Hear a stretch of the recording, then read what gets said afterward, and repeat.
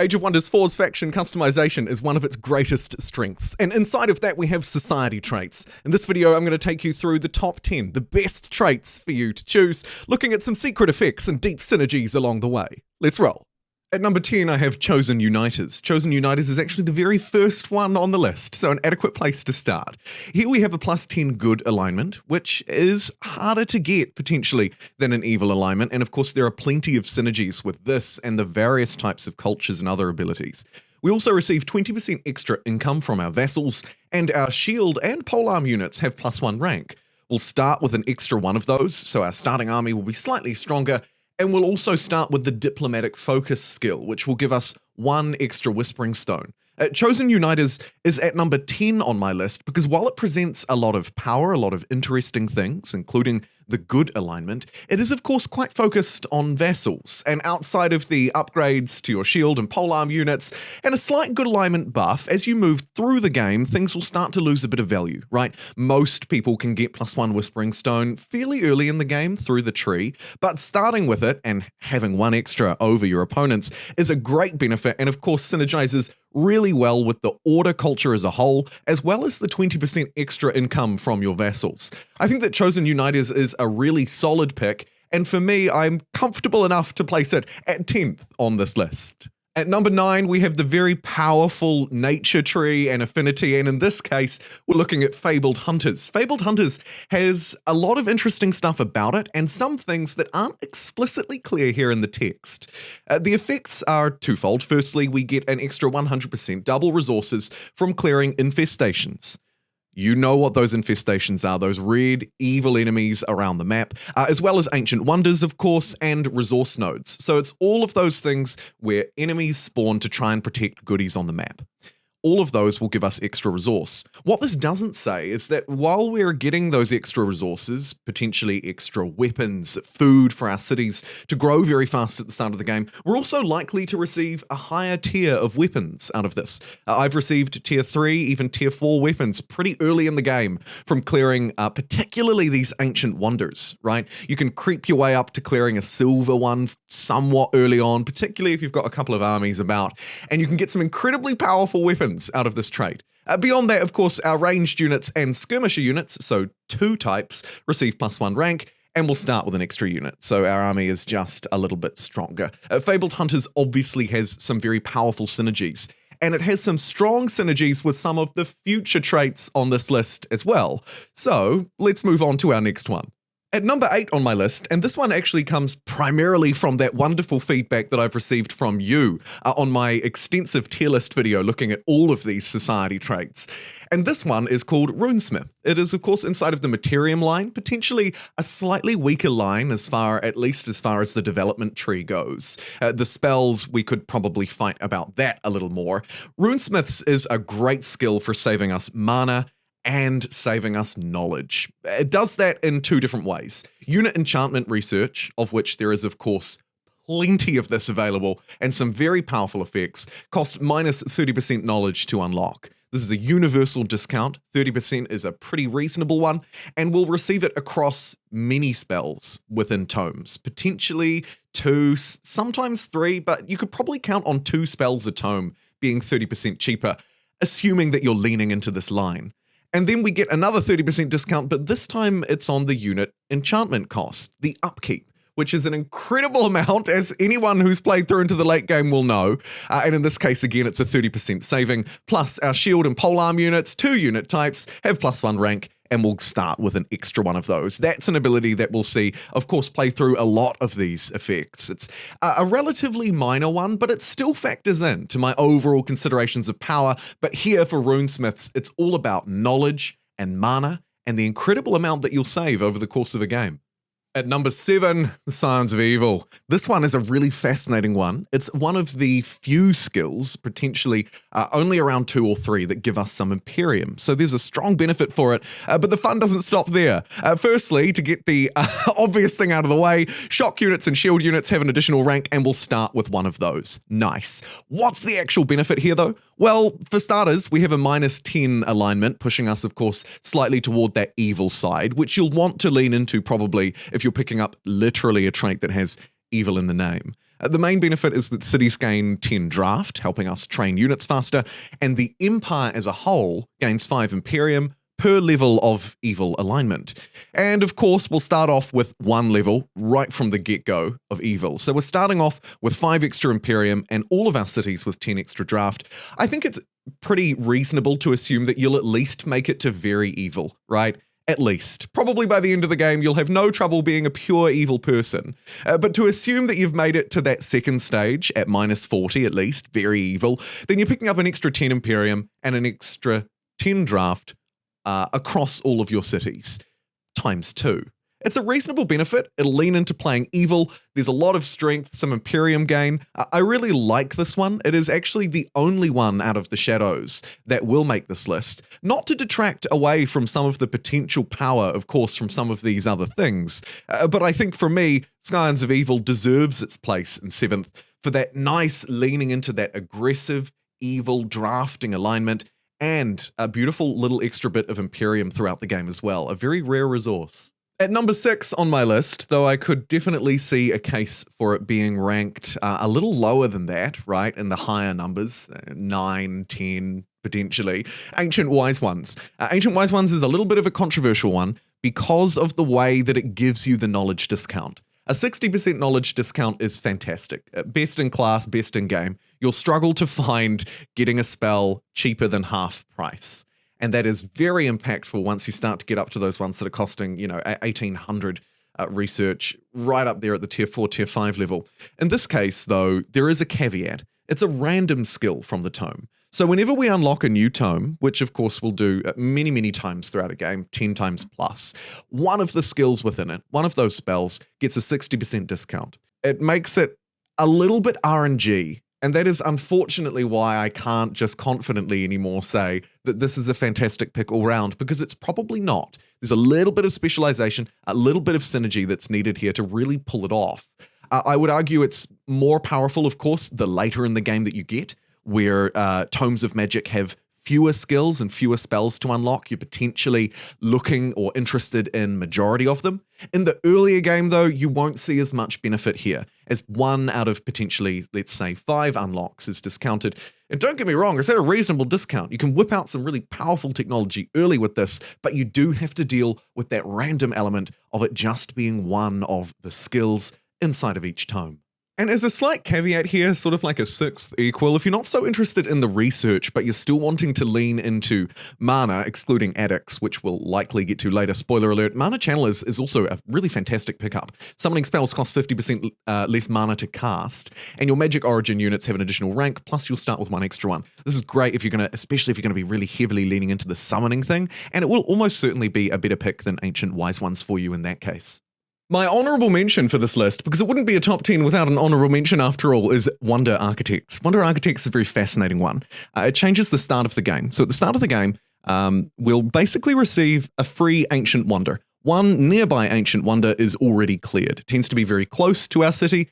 We could either expand towards it or maybe even just settle another city nearby it. It's a free Ancient Wonder that's already been cleared, so we can harvest its resources. Generally, we might get, say, a little bit of knowledge from its tile, maybe 20 knowledge and 5 Imperium.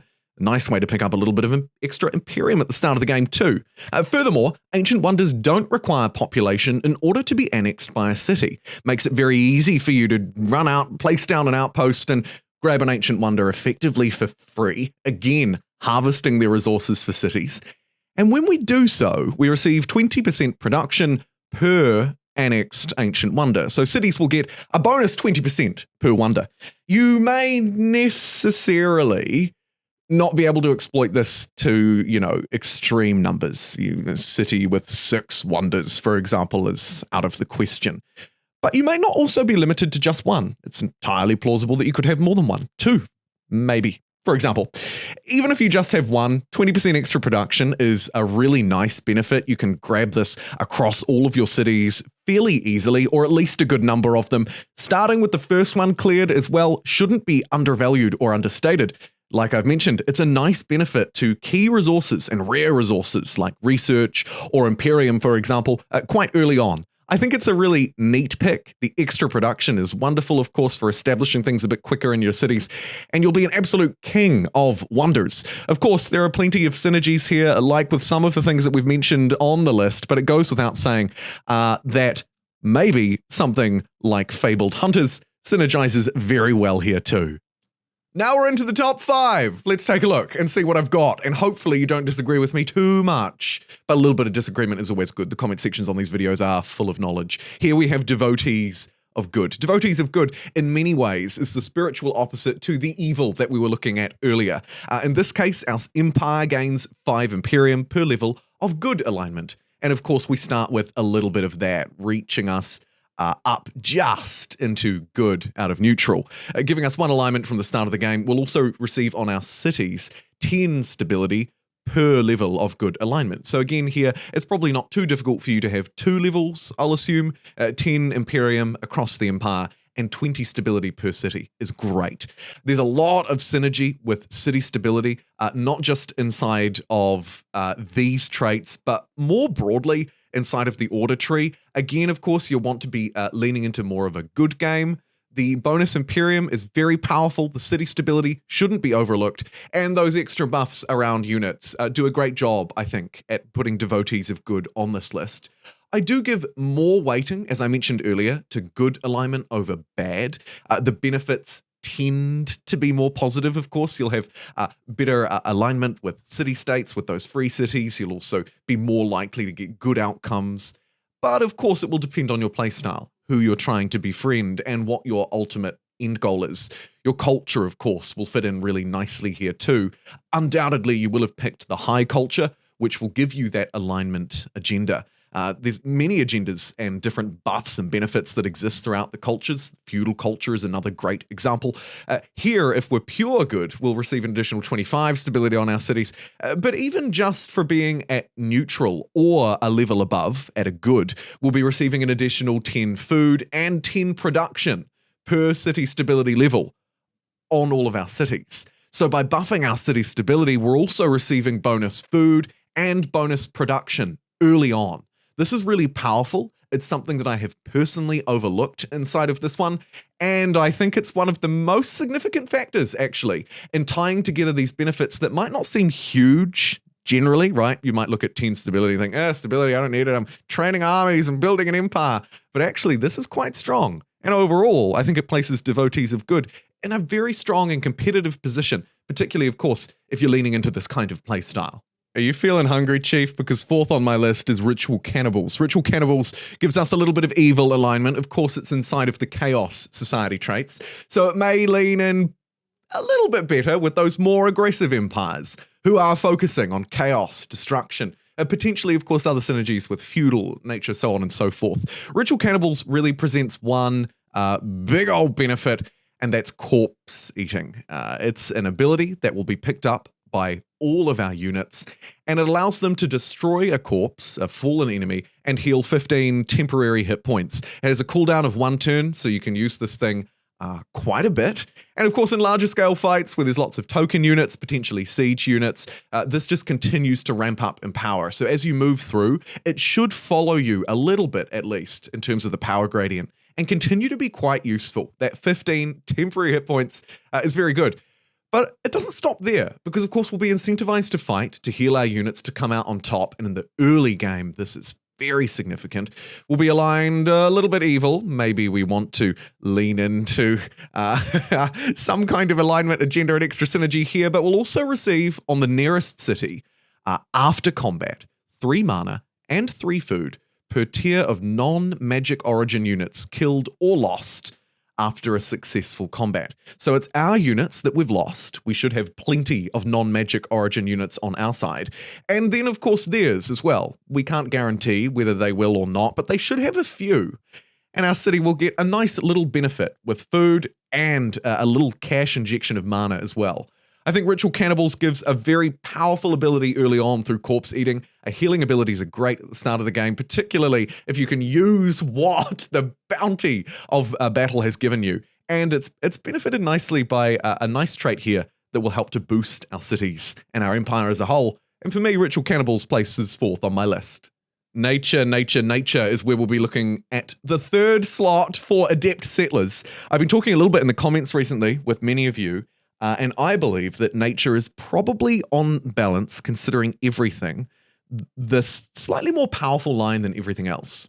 Adept Settlers is a great tool inside of not just nature builds, but actually a lot of builds, and that's why for me it ranks third on this list. Firstly, we receive +1 city cap. This is, of course, an ability that we can pick up quite early in the game through the development tree for 200 Imperium, and then we can grab it again for 500 Imperium and so on. It's a repeatable effect. But starting with it from the beginning and saving that Imperium, particularly in the early game, is very strong. Secondly, founding cities costs 25% less Imperium. We might do this 4 times, maybe even 5, throughout an Adept Settlers game, and each time we'll save 50 Imperium. It's a nice benefit. Much stronger earlier potentially than it is later, just because of how the game scales and the value and scarcity of Imperium early on. We'll also receive, on our newly founded cities, +1 population, and our capital city will also get +1. So every single one of our cities that we've found, whether it's our capital that we start with or future ones, start with an additional pop. Of course, the first pop is not too hard to earn, particularly once you've got a food store online, but having that little edge alongside the +1 city cap, alongside the cheaper cities, this is a universally applied benefit. All of these benefits will save you Imperium in one way or another, whether it's from attracting populations, founding cities, boosting that city cap, and it's universally good. You don't necessarily have to align a lot of other traits or synergies to make Adept Settlers work. And that's one of the key things for me that sets it apart from a lot of others, alongside its strong power. Absolutely. Adept Settlers for me is a great pick. It's a great pick, especially if you're not quite sure where your game is going to go. Maybe you're looking for an expansion victory, or even just to quickly forward settle on valuable resources and quickly grab tiles that are worth more, like those wonders, like those magical materials. Adept Settlers, a strong contender for me, and it ranks third on my list. In second place, we have Mana Addicts. Now, if you're unfamiliar, I haven't covered it yet in this video, but we've talked about it before. This little symbol next door, the Pantheon symbol, is because Mana Addicts is unlocked through the Pantheon tree. As you progress through the game, win, maybe you lose, but it doesn't matter. As long as you finish the game, you'll pick up Pantheon points, and you can spend those on this tree. It's important to note that you don't have to move through in all sorts of crazy ways. You'll notice down here, I haven't completed this right line, but I have made it down to the bottom of it, because you can move up and down and in all sorts of directions once you begin. And I've done that so that I can pick up some of these traits. Silver-tongued, the rogue trait, is there. Chosen Destroyers is down there. There are a few more around the middle, Talented Collectors, but in this case, of course, we're looking at Mana Addicts, which thankfully is unlocked quite early on. It's probably the easiest one that you'll get, beelining down the middle of the tree. So just keep that in mind, that that's how you get these traits, and you don't necessarily have to complete everything above them to grab the rewards. So make sure you beeline through and pick up some of these. Now, back to Mana Addicts. Mana Addicts is here for one reason and one reason only, though it does provide us with that nice little benefit of having 2 unit types, in this case battle mages and support units receiving +1 rank, and also, of course, starting with an additional one. But really what we're here for is this attunement. All of our units gain this attunement. What does it do? When any combat spell is cast, important to note that any is quite significant here, because it's not just us, it's also the enemy. So you're probably going to have combat spells being cast likely every turn. A unit gains lifesteal for 1 turn. So if they cast a spell, all of our units get lifesteal for a turn. When we cast a spell, all of our units get lifesteal for a turn. Lifesteal is incredibly significant. It brings us in those temporary hit points just like our cannibalistic friends did. But in this case, it's for our attacks, not just for corpses. And that matters a lot because we're going to be fighting live enemies all the time, obviously. We'll get 10 temporary hit points per attack, and if we have repeating attacks where we slash at them multiple times, we'll receive an additional 5 temporary hit points on top. I don't probably need to explain why this is so good. It is, of course, a life steal ability. We're damaging them, 6 damage, 10 damage, 15 damage, it doesn't really matter. And we're receiving at least 10 hit points for our 1 strike in exchange. They lose health, we gain health. Every time a combat casts a spell, we have it for a turn. We're going to have this a lot. It's an incredibly powerful ability. It's an S-tier ability, and you can grab it right from the start here. You don't have to wait till your 3rd tier major race transformation in Shadow or whatever it may be. There it is. Also, the unit suffers a -5 morale at the end of its turn if no combat spell was cast. So this is kind of like the downside, right? If a combat spell wasn't cast, you're going to lose some morale. Important to note that we could lose some, but on balance, because it's any combat spell, them, you, me, and even if we do suffer a morale penalty occasionally, we tend to make up for that with the lifesteal. It's just so overwhelmingly powerful. I don't think that this downside is anywhere near significant enough to penalize us for the upside. Mana Addicts, a really solid pick for me. Second place.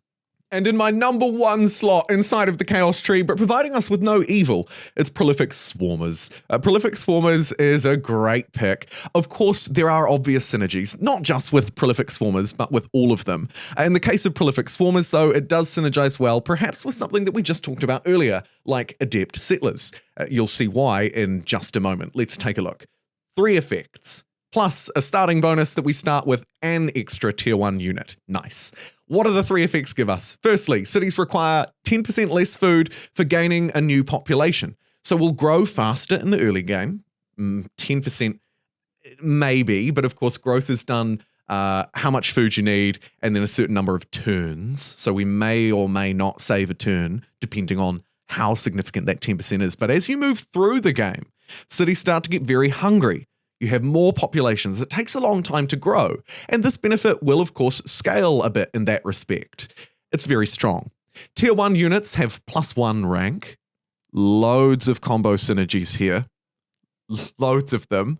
Of course, we start with tier 1 units, so our starting army with an additional unit will be stronger. All kinds of token units, all kinds of units that are summoned in with magic. Potentially, they're brought in as part of a siege project. They're summoned in through unit abilities. Many ways to get tier 1 units as you swarm the enemy down inside of the nature tree too.